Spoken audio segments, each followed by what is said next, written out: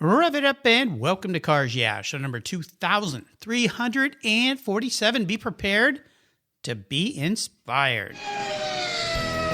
This is Cars Yeah, where you'll enjoy interviews with inspiring automotive enthusiasts. Mark Green is here to provide you with a fuel injection of automotive inspiration. So get in, sit down, buckle up, and get ready for a wild ride here on Cars Yeah.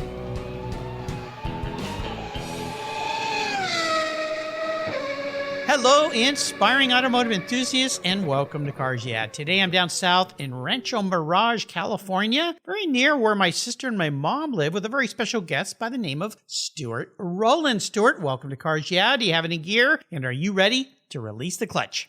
I think I'm ready. I may never be ready, Mark, but I'll do my best. I think you're ready. I think you were born ready, given the kind of career and the business you have. And before we get into that, I always like to ask my guests kind of a little interesting introductory question here, and it's this. What's one little thing that people don't know about Stuart Rowlands? Well, certainly over here, very few people don't know, well, in fact, very few people know the fact that I started in rock and roll. And I quickly I went from there to diplomacy and into, if you can believe this, into sports and then into motor racing. And believe me, of all those, motor racing, automobiles, everything else like that is by far, for me anyway, the safest. You want to try boxing or rock and roll or diplomacy. I mean, you want to be stuck in, and never mind. Anyway, but the fact is that motor racing to me is the best of all sports. And when I started here, which was with Freddie Spencer, although I did a little work in Florida with Don Garlitz and those sort of people on the drag racing circuit, but I have to say that my eyes opened. I was stunned by, frankly, the quality of the people. I mean, these were young, very, very talented people. I thought, blimey, okay. This is very fascinating, starting with rock and roll. Now, our listeners will recognize that Stuart's got a bit of an accent, and I've got to ask, because we had a wonderful little pre-show chat here about your past. Where's the accent come from, and does that relate to your childhood in some way? Well, I think so. I'm from a little town or rather large town in Wales called Newport, but then we moved to Abergavenny. And I came home one day from school, this is true, and my father said, "What did you say?" And I said, repeated whatever I said. The following week, he sent me away to school, to one of these huge, grey, terrifying places, like Tom Brown's School Days. It was absolutely terrifying. Oh, wow. But apparently my grandfather, and he had been there, and everybody else had been there, and that's where I got my accent. I had a non-learned Welsh, in fact. Okay. Well, this is very fascinating. Well, yeah, be careful what you say. You might get sent off to boarding school. Oh, gosh, yes. Well, let's dive a little deeper in your world. I want to give you an introduction first, though, here. Stuart Rowlands has worked in the PR business for over 35 years, managing public relations and publicity for a wide range of companies and individuals. His focus includes creative thinking, strong personal relationships, and relying on his vast experience in the automotive industry. He's worked with major players in the field, including Bridgestone Tires, Honda Motorcycle, Lucas Oil, MAVTV, Colgate Palmolive, Chevrolet, Suzuki, and many, many others that are very notable, especially in the automotive industry. Previously, Stuart served as Vice President of Global Public Relations for IMG, with special responsibility for the Nobel Peace Concert, Peace Prize, and the Nobel Institute, including the Peace Prize awards to President Carter and Secretary General of the United Nations, Kofi Annan. Very, very cool. We'll be back in just a moment to learn a lot more about Stuart and his world. But first, a word from our sponsors. So please give them a little love. They keep the petrol in the tanks here. And these days, it's costing a lot to keep the petrol in the tanks here. Man, gas prices just shot up again. We'll be back in just a moment. Years ago, when it was time to renew my collector car insurance policy, my carrier's rates went up. Way up, but my usage was the same and I never made a claim. I didn't even have a ticket. So what's with that? So I turned to American Collectors Insurance. Has your collector car insurance recently raised your rates for no good reason? Tired of paying an annual membership fee? Then it's time to look around and call American Collectors Insurance. I shopped around, I asked friends for recommendations, and found a winner that I can trust. And boy, I'm glad I did. I saved hundreds of dollars every year and slept better at night knowing my baby was properly insured. American Collectors Insurance have been protecting vehicles since 1976. They provided me with an agreed value insurance policy backed by their history of taking great care of their clients. What could be better than that? So give them a call and ask for a quote today. 866-ACI-YEAH. That's 866-224-9324. And protect the ones you love like I did with American Collectors Insurance. Classic car insurance designed by collectors for collectors. For several years now, you've heard me talk about Linkage Magazine. I've been a subscriber since the start. Their talented and creative team brings you a spectacular publication and website that shares the automotive passion from a worldwide perspective. Linkage is about driving, restoring, collecting, and first-hand experience at collector car auctions and more. They bring you real-world values plus rational, experienced opinions on the current markets. They cover the automotive world and the people who share our passions. And Linkage Magazine has grown, mailing you 6 issues annually. Join me on this journey with Linkage. They're geared for the automotive life. You can subscribe at linkagemag.com. So, Stuart, we are back. So we touched a little bit on this childhood of yours, but I want to maybe bring it forward a little bit of how you ended up here in the United States working in the world of PR. So can you give us a little bit of a history lesson, which brings us closer to today? Got it. Okay, so I took off for London and basically joined my brother. And he was a manager. In fact, he still is a manager and a producer. But he managed Rod Stewart for 9 years. Oh my goodness! And that's how I started. So it was Tom Jones and Rod Stewart and Jimmy Cliff and people like this, and Spencer Davis and all Island Records. And that's literally how I got my feet wet. And I used to run up and down Fleet Street, which is the big newspaper, or used to be the big newspaper street in London. Mm-hmm. You know, with all the papers which sold 7 million a day. Half a dozen of them, and pitch stories. And that's how I learned basically hands-on how to do what I do. Oh, my gosh. I mean, those are some big names you guys worked with. I guess we could do a whole show about working with people like Stewart and Jones and some of these other mega stars that are still even around. I just watched a video with Rod Stewart the other day, how he's finally decided at 70-something years old to stop touring, but he's still going to keep performing. In fact, he's doing stuff with Boy George, which is quite interesting. But good Lord. Or that industry must have been fascinating to work in. So let's move forward a little bit into motorsports, though, because this seems to be the area that you landed with a passion, dare I say? Oh, absolutely a passion. Because what happened was that I got hired, an American company out of Detroit called, and I've forgotten what they're called now, we're talking a long time ago, but they brought a dragster, the first rail ever to England, in actual fact, and they ran it at Santa Pod, and they asked me to handle the publicity. So what I did, I couldn't resist it. I had seen this huge sort of rear-engine, absolute monster. Nobody knew what it was. So I parked it in the middle of Chelsea outside a hotel, got hold of a very pretty girl, and then a policeman who very obligingly, and I put Spencer Davis in it too. I thought I might as well satisfy all the clients while I'm at it. And we took some photographs, and the policeman pretended to write a ticket. And we made the middle of the I think, Daily Mirror, which was 7 million a day, as I said. Oh, my gosh. Oh, yeah. No, it was a lot. We had a lot of fun. I marched rock and roll groups up to 10 Downing Street. But that's how I started. And I did the racing series for them. Then I, of course, landed in diplomacy, and I started going in and out of West Africa with various sort of ministers of the British government.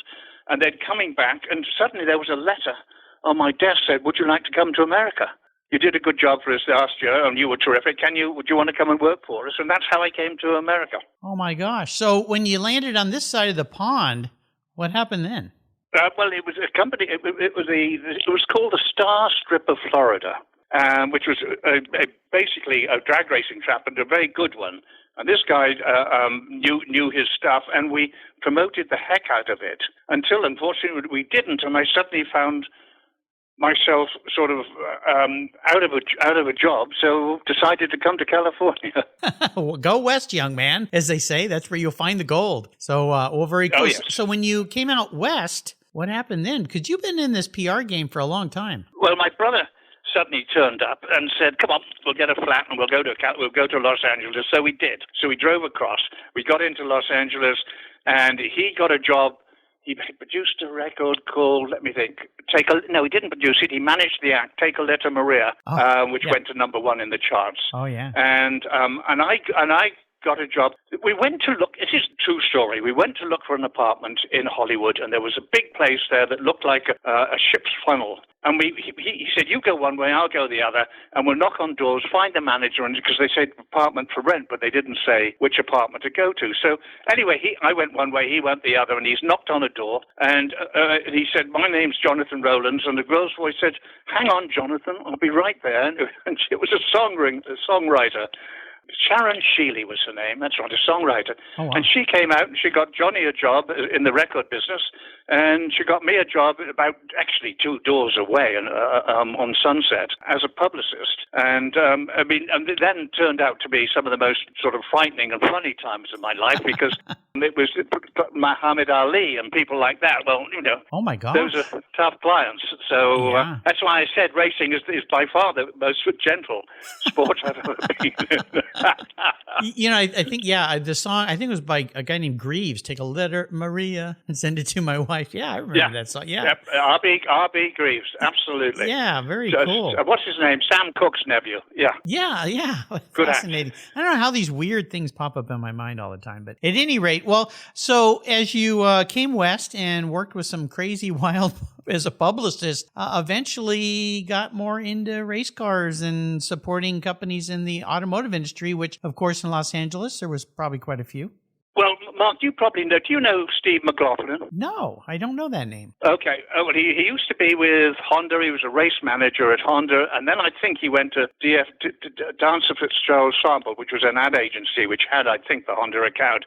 Anyway, Steve hired me, or got me hired at Honda to do their racing, the road racing. And they particularly hired me because they wanted me to help with Freddie Spencer, which was their new upcoming star. And they wanted me to look after Freddie and, make sure he knew what he was doing and when it came to publicity and public relations.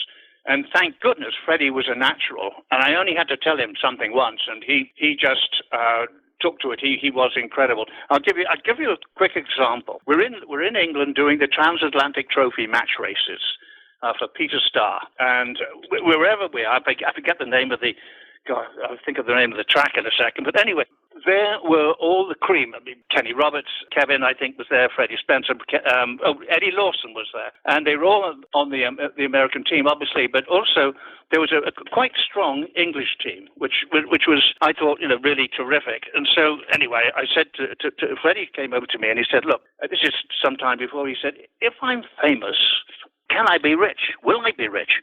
And I said, absolutely. He said, really? Okay. So he said, no, you tell me what to do, and I will do exactly what you tell me.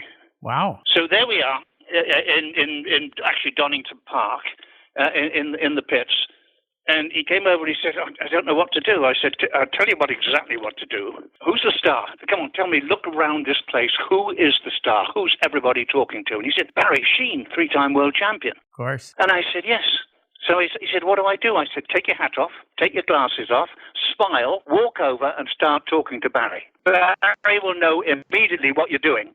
And he did, and he put his arm around Freddie, and of course all the photographs in all the the motoring magazines and the newspapers, starting the following day, were those two together. Wow. And and that was the start of it. And I remember doing, for example, another classic example on Freddie was we were at Laguna Seca, and I forget whether we were testing or it was the USGP or whatever it was. But the fact is that I had arranged for 14 interviews. I did every newspaper, every radio show, all the way down, because Freddie was flying out of LAX and I lived in LA. And we spent an entire day, did 14 interviews. And that's what you have to do. I mean, I think today there isn't enough attention paid to the racers themselves and far more to their equipment. And that's just a personal opinion. I don't agree with it. I want to know where a racer is from. I want to know his background. I want to know the town. So I can talk to all those people and help build him up from there. Well, I think I agree with you for sure. And of course, Freddie Spencer, known as Fast Freddie, if I remember back, I think it was 85 was his championship year that he raced. Was it for Yamaha? Is that who he's running? Yeah, he won the 500, and then he won the 500 and 250 the following year. Yeah. You see, I think he's the only one to do the double like that. Yeah. Tremendous talent and very smart man. For sure. Well, I think you're right in the way of how to make people more interesting to the general public. You think about the Drive to Survive series on Netflix, which is really turned, especially in the U.S. Classic. I mean, Formula One upside down. There's people now that didn't even know what Formula One was that are now fans, and it's all because they got behind the scenes. They get into the people's lives versus just seeing cars go around and manufacturers' names and things. Well, this entire publicity thing rolled into, and for the past 35 plus years, you've been PR person for a lot of well-known companies. That's a way that kind of got us together, although our mutual friend Doug Stokes, we got to do a shout out to Doug because he's really the one responsible for getting us together today. But when you think back to your history, could be current or past, have you had what I call a driving inspiration? Somebody, you probably had a lot of them, but somebody that really stands out as a very influential mentor type or someone that really helped you become successful? That's a very good one. Now, I used to know a chap years ago called Reeve Whitson, who was seemingly everywhere. Everywhere I went in any kind of motorsports, he was here in the West Coast, in Southern California. I met him again in London, and he always seemed to be hanging out with Dan Gurney and those type of people. And a very good chap to know. And I'd have to say, Reeve, I don't have a particular driver in mind. Although, gosh, I mean, frankly, I used to love watching Ray Hall or Mario or Michael. I made a short film with Michael called New Kid on the Block when he went to Formula One, and we didn't finish it. I produced all the American end of it, and so they dropped the film. But he was very impressive. His dad was impressive, obviously, as well. Yeah. But I really enjoyed working with Michael, and I talked to my partner talked to Ayrton Senna about him because they were teammates, and Senna said, "Hey, Michael has it. If he's coming full time to Formula One, he has it." And Michael didn't want to go. He didn't want to stay there and stay in Europe racing every race like his dad had done and won the world championship. But he certainly had the talent. Wow. Well, what could have been? Well, no doubt as you built your career, you probably were up against a few challenges, I'm kind of guessing. And I always like to ask my guests about one in particular that really stands out for you that was maybe extremely challenging, but when you look back, you're kind of glad you had to deal with that challenge because it taught you a really valuable lesson. I have to say that in that case, and it has to be, I know we're not talking motor racing for this, but we are talking, for example, Muhammad Ali. I did 3 fights with Ali, and the first time I met him, I was pushed by my boss who didn't want to do it all himself, and he pushed me into the Century Plaza Hotel in Los Angeles, and he pushed me through double doors, and suddenly I went into a room, and there must have been 100 of Ali's followers, and all in beautiful jackets and ties and what have you. And Ali was the only person, I didn't know this at the time, in a shirt. And my boss pushed me in the back, and he said, Champ, I want to meet you to meet Stuart Rowlands. He's going to work on your campaign. And this And you did, now, did you not even know that at the time? Was this kind of a surprise? I knew I was going to. I just didn't know that it was going to be today. And I figured that Shelley would take the lead, as he normally did on this. But anyway, I get into the room. It's packed, and suddenly you could have cut the silence with a knife. And Ali turned round, and he seemed to be about 6'7" or something, but he was actually, 6'2" or 6'3", and in his white shirt sleeves. And he said, and he looked at me, and he said, "Is this the guy who called me boy?" Oh, no. And I thought, oh, boy. And I'm my socks are wet. I'm sweating so much. No kidding. Okay. Yeah. Whoa. It's true. I stood there almost shaking. And this enormous hand came over about 3 people and gently took my hand and shook it and said, "Pleased to meet you. Looking forward to working with you." Oh, my God. And that was. So he was using some of that. Of those stories. So he was using some of that Muhammad Ali humor to kind of absolutely. Very fun, very nice man to work with. Or break the ice. Well, I was going to ask because, I mean, he's a bigger than life character, obviously. And he's just but you had been around a lot of bigger than life characters. So yes. Did that help you in that situation, besides your wet socks, to kind of know how to deal with him? And it begs the question, when you're working with clients that big, how do you set yourself so you can focus on how you're going to help them? Do you just kind of go, okay, this guy puts his pants on just like me, or How do you do that, Stuart? So the focus has to be on me. I'll give you an example. I'm doing the Nobel Peace Prize, and it's Kofi Annan, Secretary General, and apparently the IMG TV crew haven't showed up and a bunch of stuff because of some storms down in South Africa. But anyway, I get a phone call. Take care of it, okay? We've got Kofi Annan. Get him interviewed. Get him to the local TV. And so I thought, well, I can't do that. I'm not going to run him round the houses.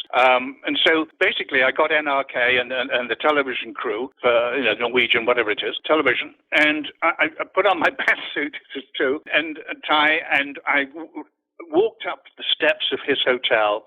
And of course, there were gunmen everywhere. I mean, machine guns, what have you, in protective gear. And I just said, "Morning, lads. Morning. How are you?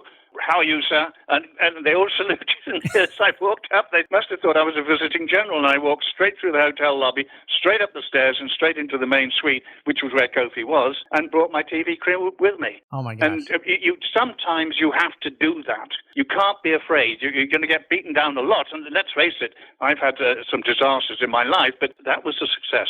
Well, do you think the key here then, this is a really important lesson, I think, for people, because sometimes people meet, let's not even say a megastar, but somebody that they hold in very high esteem, and they get tongue-tied, they get a lot, they crawl into their own shell. They don't know how to act. I've learned doing over 2,350 shows now that when people call, like you and I have never talked to each other in our life. This is the first time. Yeah. But we're friends now automatically. So what I try to do is just pretend like I already know you and you're my friend and I'm here to serve you today and help you. Do you find that is the right approach to take when especially if you have a client, but let's just say even somebody you're just meeting for the first time, that you do get some of their time. You're not just being an intrusive fan, if you will. Is that a little secret to how to have that confidence? You must have that confidence. They must think. Gosh, I was doing the LA Open and for Bridgestone, funny enough, and we'd done a lot of go-kart racing, and then we did tennis, and then we did golf, and they would sponsor the LA Open as a secondary sponsor. And I suddenly got a call, and I'd been out of IMG then for about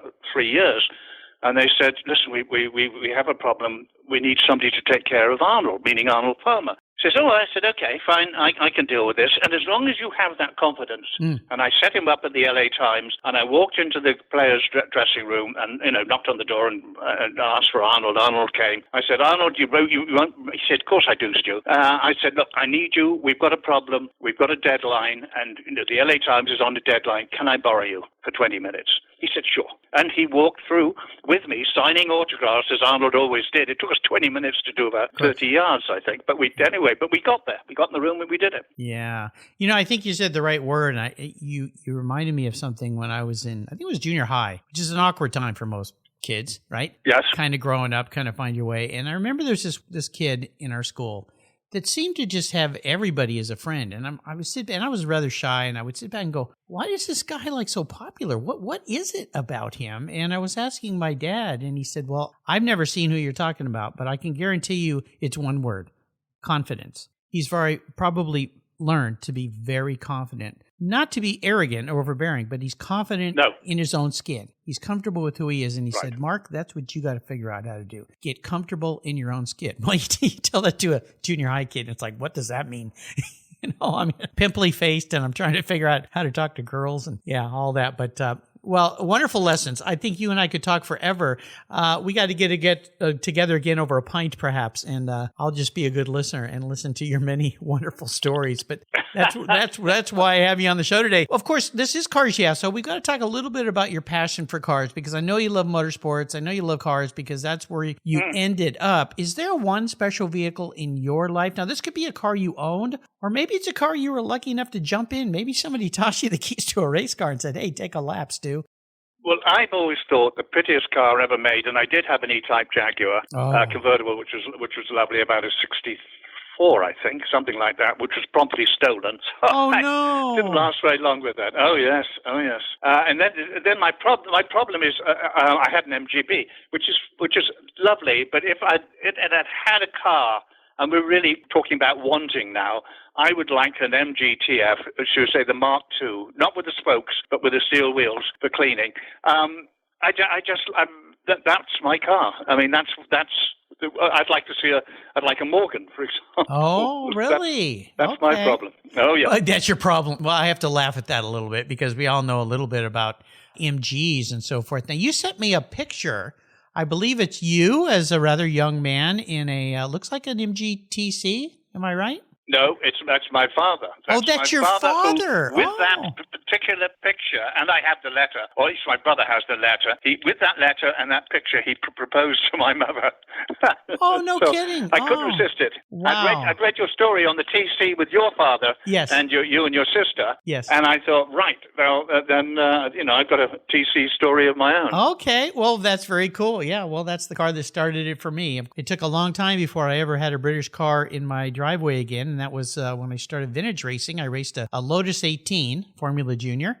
Oh, did you? Yeah. Oh, that sounds fantastic. And a 1967 Lola T290 sports racer, which was a much faster car, a lot more fun. Much faster. Yeah, for sure. Well, I have a bit of a special degree. I bequeathed it to myself, so it's not really real, but I like to think of it as. I'm a car psychologist, and I'm going to crawl into your head a little bit here, Stu. If you were reincarnated, pun intended, manifest as a vehicle, not what you want to be, though. This is how you perceive your personality as some kind of a vehicle.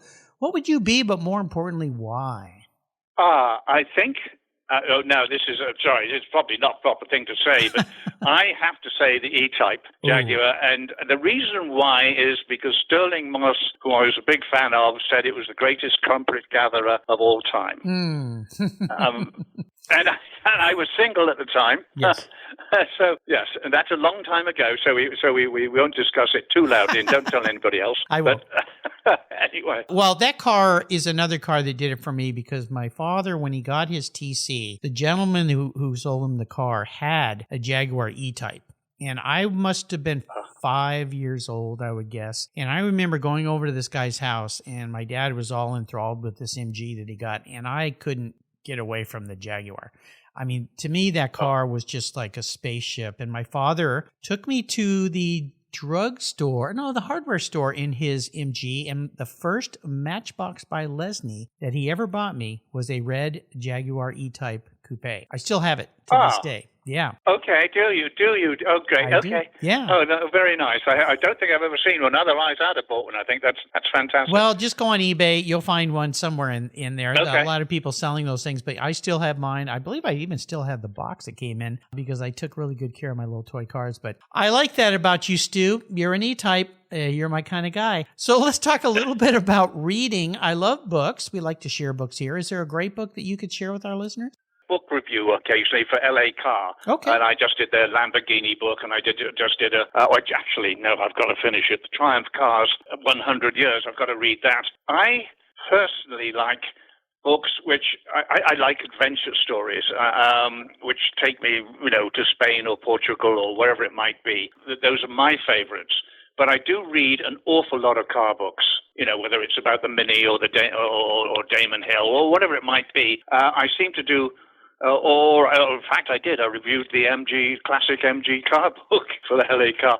So I like it. I like reading about cars, and so I will always read car books. I read actually one fiction and then one car book. I probably read about 3 books a week. I love reading. I think it's a forgotten art. Well, of course, yeah. That Triumph Cars 100 Years, is that a book by Ross Alcurashi, I think is his last name? Yes, it is. It Absolutely, is. By okay. Ross Alcurashi. Yeah, I know that book well. Yeah, I do a lot of the publishers of that book. I do a lot of their writers and authors on my show, and that's a great book as well. I've got a copy of that, so very, very cool. So, Stu, we're going to have a little fun here, as if we aren't having fun already. I'm an enabler, I guess you could say. I'm going to provide you with any car in the world. Don't worry about the cost, because I'm going to pay for it. I'm going to park it in your driveway. You can take it for a drive anywhere in the world, but here's the best part. You can take anybody with you, including somebody from the past that's no longer with us. So if you want to go on a drive with Sir Sterling, you can do that too. But that's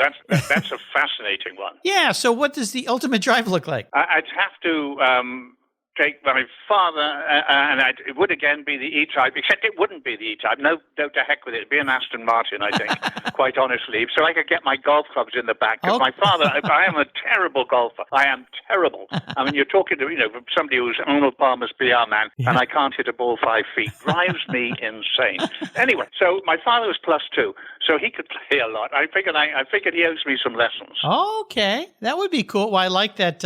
That little pun on words, drives you insane. You can't play golf. Yes. Very nicely done. So which Aston Martin are we talking about? Are we going to go James Bond style?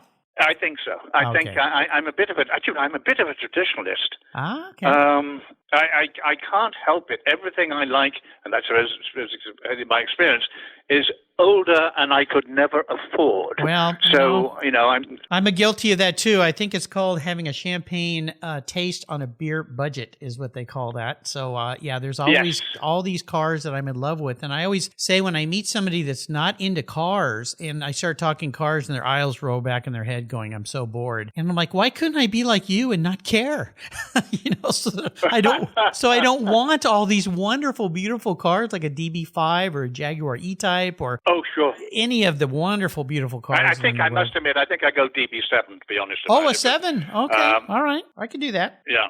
Okay. Golf with your father in a DB7. Very cool. That would be pretty darn special. Stu, you and I could talk for a long time, and I'm really, really happy that Doug recommended that you learn a little bit more about cars. Yeah, and we ended up finding each other because you are a fascinating guy. That's one of the things I say about my guests. They're like Forrest Gump's box of chocolates. I never know what I'm going to get, but it's always pretty tasty. Before I let you go today, could you leave us with some parting words of wisdom or advice when it comes to life, since you're a guy who's been around the block a few times?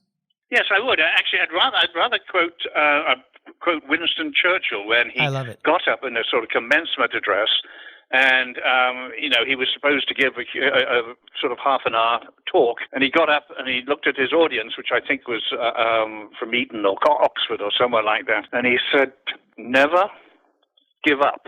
And then he sat down, and everybody started looking at each other. Yeah. And he stood up. Never, ever give up.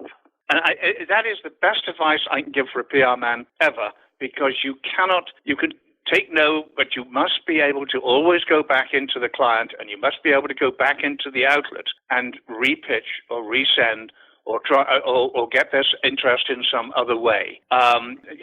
The industry has changed a lot, and obviously it's a lot of social media and artificial intelligence, AI. Mm-hmm. But the days where I taught people how to get lost in the LA Times, this is true, long gone, and all that kind of stuff, and how to hold hands, and how to, if you can't get to the guy himself, get to his assistant, get to his secretary, talk to her, talk to him, whoever it might be, make them your friend, be able to go back in, pitch after pitch, and so forth, and that's never give up. You cannot give up in PR. You simply can't. Yeah. It's great words of wisdom. And what's interesting about this, Stuart, is, and I've heard that quote from many people, but almost, in fact, I think every race car driver, and I've interviewed hundreds of them now, I think over 400 perhaps, those are the words every race car driver shares. Every single one, because of course, as you know, in racing, it's 1 weekend you're a champion, the next week you're not. But that works in every case. And again, where were you when I was in high school asking girls out?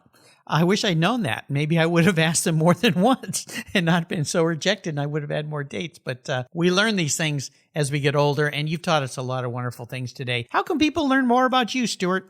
Well, if you my website, it's www.stuartrowlands.com, or I'm on Wikipedia. There's a couple of write-ups, and there you can see some of the videos I have produced, like Freddie Spencer explains motor racing, or Bobby Rahal explains, Indy cars. And, I did a series for ESPN, and you can look under racing, look at motor racing on my website, and then you go down to racing, and you'll see there's a blue racer. You just open that up, and you can see some of the videos I've made. It's been a wonderful ride, Mark. I have to say, I didn't expect it. I backed into a lot of this stuff. I just happened to be in the right place and right time. And you also, that's one other point, take the chance. Get your head knocked off 6 out of 7 times if you have to, but take the chance. If somebody says, can you do something? The answer is yes. And then figure out how to do it. And figure out how to do it. Yeah, absolutely. Wow. Well, Stuart, this has been a true delight. And again, a big shout out and a big hey to our mutual friend, Doug Stokes. He seems to know everybody, doesn't he? He does. He does. Absolutely. Yeah, absolutely. Well, Doug, thank you very much. Stuart, this has been a true delight. I want to thank you for spending some really wonderful time with me today and your experiences. Again, we got to get together again next time I'm down there in Southern California for a pint or a coffee or something, because I want to learn a lot more. Mark. It would be wonderful. My pleasure, and a pleasure talking to you, and a great show, by the way. I follow your series every week. I mean, I literally do. And I've tried to go through as many as the profiles of the people you have. And it's a good learning path for me. I mean, it's about people I don't know, some of them, people I don't know, and the different approaches to different jobs in the automotive industry. And that's, to me, is interesting. I'm a people person as well as a car person. Well, I appreciate your kind ears. Until you and I talk again, my friend, I'll see you down the road. Indeed, Mark. Thank you very much for having me. It was my pleasure. Bye-bye. 20, 50, or 100 years from now, will there be a workforce to care for the collector vehicles we love? With auto shop programs disappearing across the country, it's a question we enthusiasts have to ask. That's why I support the RPM Foundation, which exists to ensure that the critical skills necessary to preserve and restore these vehicles aren't lost to time. One of the many ways RPM, which is short for Restoration, Preservation, and Mentorship, is accomplishing this goal is through workforce development initiatives. The RPM Apprenticeship Program enables the next generation of artisans to earn a living while they learn the craft of restoring and preserving these vehicles directly from industry professionals. The Endangered Skills Program documents the process of masters training future craftspeople on a variety of critical skills in danger of being lost forever. For more information on how the RPM Foundation is driving the future of the collector vehicle skills trade, visit RPM Foundation today. They're one of the charities of choice here on Cars Yeah! Thank you so much for joining us on today's ride here at Cars Yeah! Drive on over to carsyeah.com to find show notes and inspiring automotive fun. Download your free copy of Filler Up, a fun book filled with gorgeous photographs of fuel filler fun, including quotes from more inspiring automotive enthusiasts. Download your copy today, and we'll see you next time on Cars Yeah!